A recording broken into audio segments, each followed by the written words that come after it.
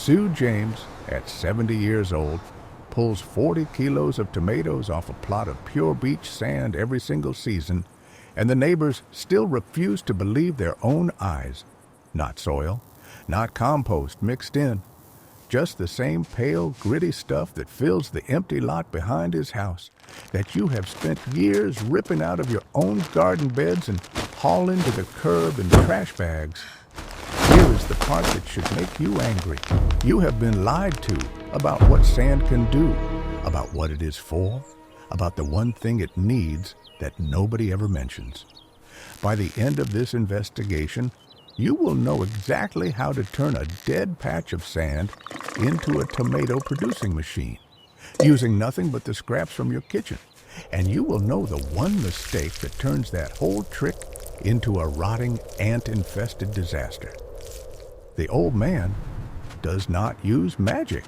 He does not use a single bag of that overpriced premium soil you keep buying. What he does is so mechanical, so stubbornly practical, that the experts have a name for it, and they have been studying it for decades without ever telling you. The sand sits in his backyard in long raised rows, exactly like you would expect.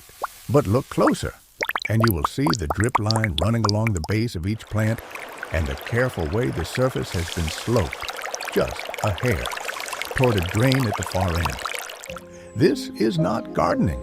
This is a controlled system, engineered by a man who got tired of watching expensive dirt fail him. You know the feeling? You spend $60 on a bag of potting mix that promises the world. You follow the instructions on the label to the letter, and 3 weeks later, your tomato seedling is yellow, curled, and dying. The soil turns hard as brick, or it turns to slimy mud, and you stand there wondering what you did wrong. That betrayal you feel, that quiet fury at the garden for not cooperating, that is exactly what Sue James felt for 20 years before he threw out the rulebook.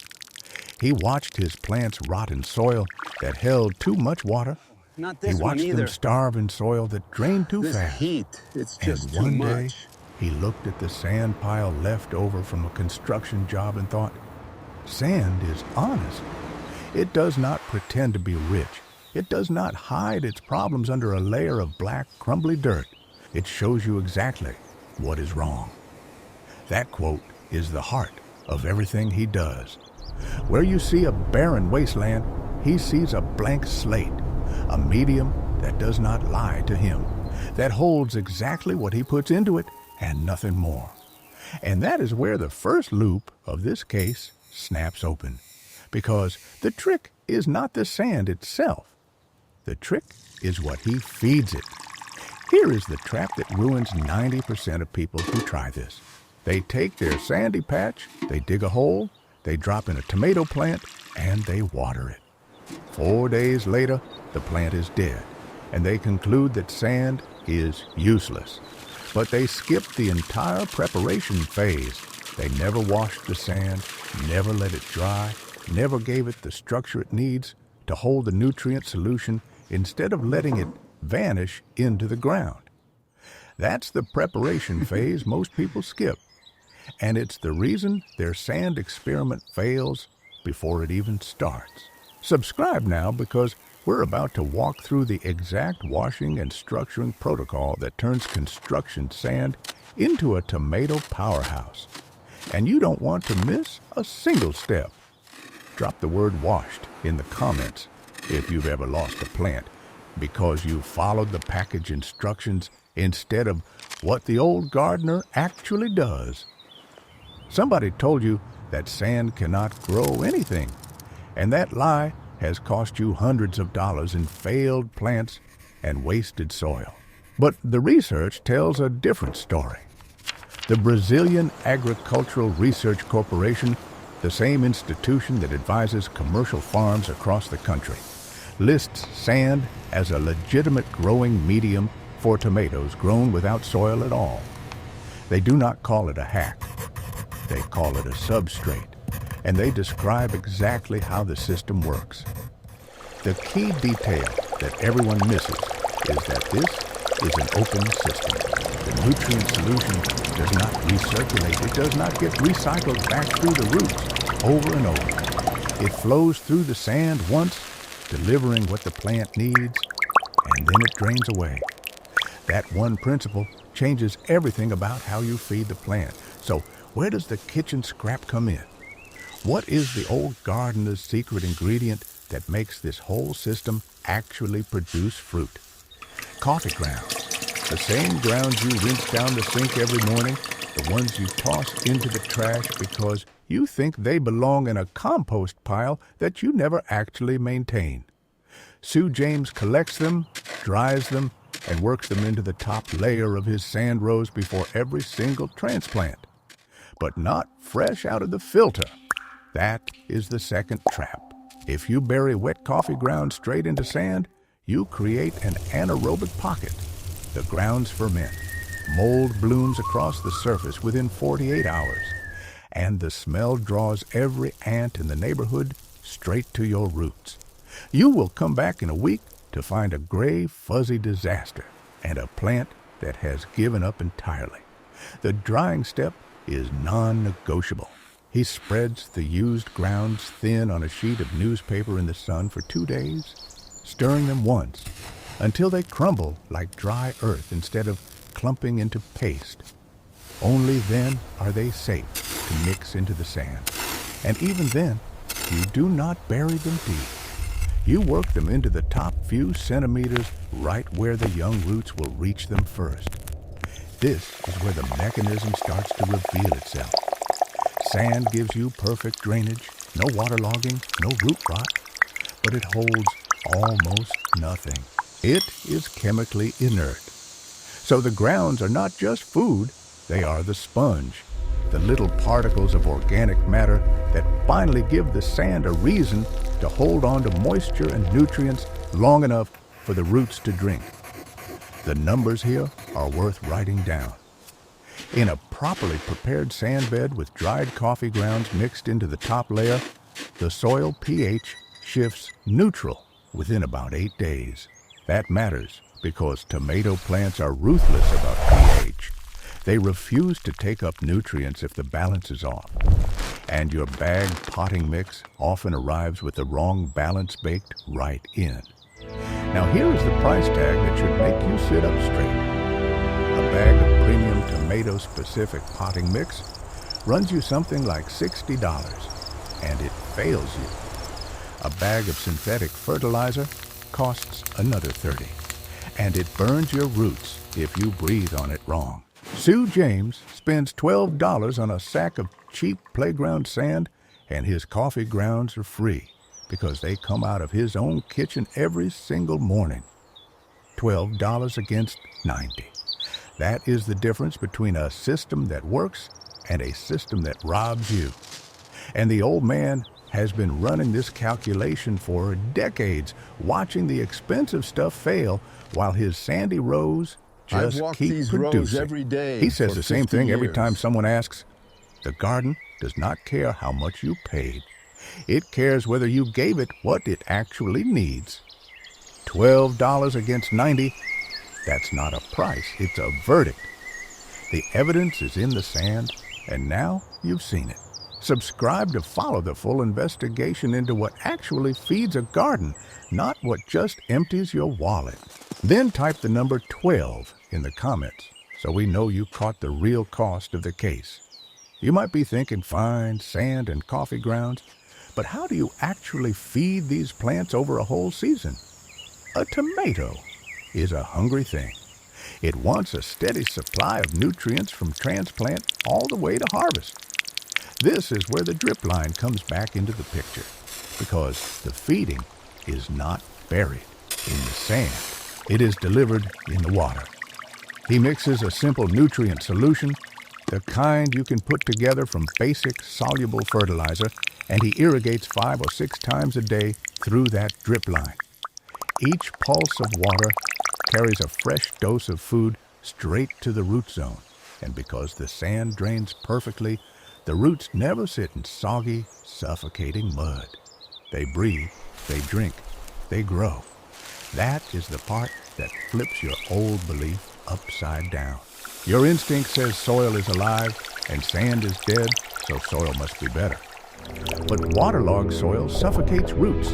Compacted soil strangles them, and the nutrients in bagged mixes are often locked away in forms the plant cannot access.